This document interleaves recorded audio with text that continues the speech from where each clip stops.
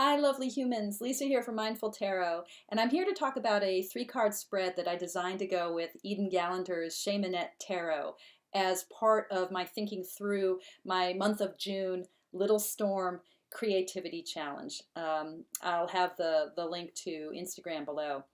So, Eden Gallanter's Cheimonette Tarot, beautiful, beautiful deck, comes with this really fabulous little white book that has all of these gorgeous full color versions of the cards and is really just invaluable for her description of this creative journey that she's developed for this deck, that she's developed with this deck. And the prompts for the Little Storm Challenge are drawn from her cards, the inspiration of her cards, and the inspiration of her descriptions of her cards. And they're meant to be springboards for each of us who participates in the challenge as a way of diving into her deck or any other deck, exploring some of the conditions and possibilities and avenues to take with our creativity. So I have another video that talks a little bit more about the challenge. In this video, though, I wanted to provide a possible spread to use, because one of the amazing things about this book, is that it doesn't actually provide any spreads. And I actually think that that's perhaps intentional on Eden's part, so that we create our own concatenations and juxtapositions and structures as we dive into exploring the meanings that arise for us with our own encounters, our own individual encounters with the deck. But that said, what spread to use? Well, of course, it's up to each of us. I wanted to share a spread that I designed and that I will be using throughout the challenge. Now, I am a huge fan of three-card spreads, and I have a lot to say on the subject of three-card spreads, but maybe what I'll do now is I'll dive into the spread itself, and so then you can see that, and if you're still interested, I'll say a little bit about why I think three-card spreads are such a powerful structure to work with. So I call this spread the World Spread, and I call it the World Spread because Eden, in her deck, the light is making this a little hard to see, but she has three different versions of the World card, and they move from a sort of more Rider-Waite-y feel to slightly more abstract to all the way freaking out there. So there's a lot to say about that progression. Eden talks a little bit about it in the White Book herself, but essentially the progression, as I understand it, is really a progression from living in a world that's incredibly straightforwardly dualistic, where there's, self and world, where the world is this objective thing that's out there, to a world, an understanding of the world, as being much more about the possibility of the self exploring its depths. So the snake that is, or the snakes that are creating the sort of Ouroboros of the world in this more traditional first version, become this single snake that is so fabulous. There are its eyes right in the center. That is also kind of a rift.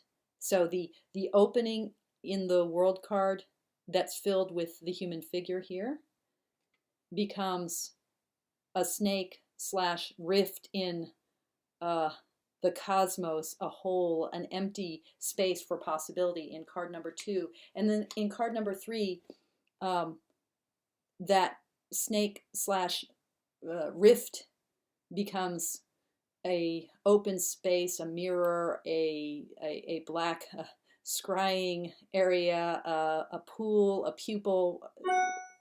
Sorry about my rude noises from my computer.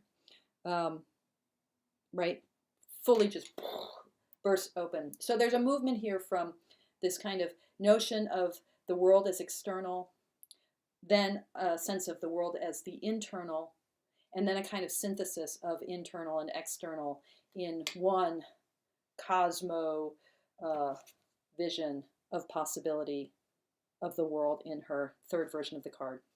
So if we use this progression of the world cards as the structure for a spread. The spread would be first card we draw is thinking about the external. Second card we draw thinking about the internal. And third card we draw being the kind of summation that gives all of the energies at play from a broader perspective than internal, external. So external, internal, kind of the whole shebang. So we'll see what that does. The world card spread. Check it out. Now, why 3-card spreads? Why is that so cool?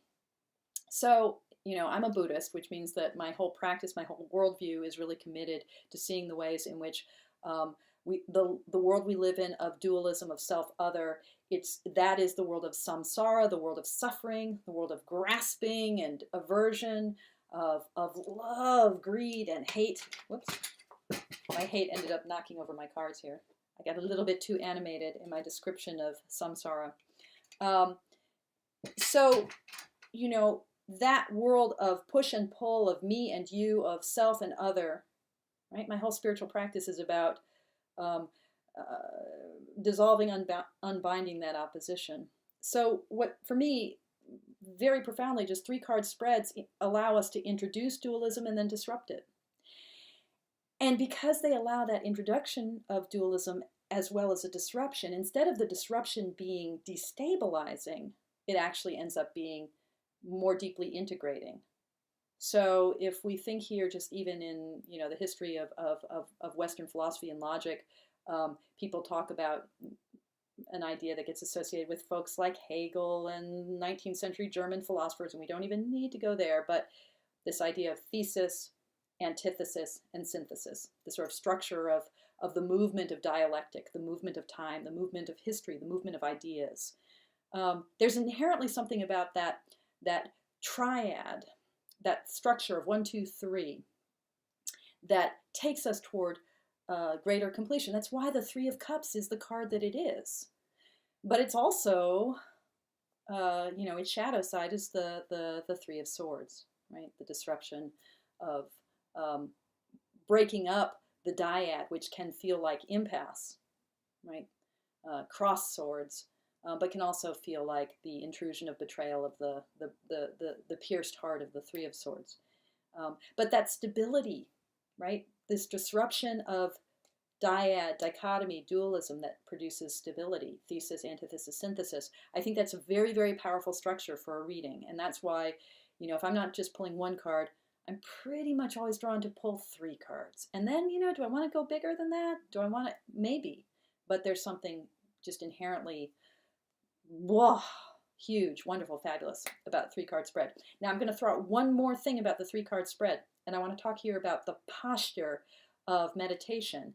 And in the background is one of my Buddha images. But if you think about any of you who are familiar with discussions about posture as it informs a sitting meditation practice, may have encountered the instruction to sit in such a way that the pelvis, if my hands here are the pelvic girdle, so pretend my thumbs are my seat bones and my sit bone like my coccyx, and my fingertips are like my hips. If you can picture this, this is the pelvic girdle.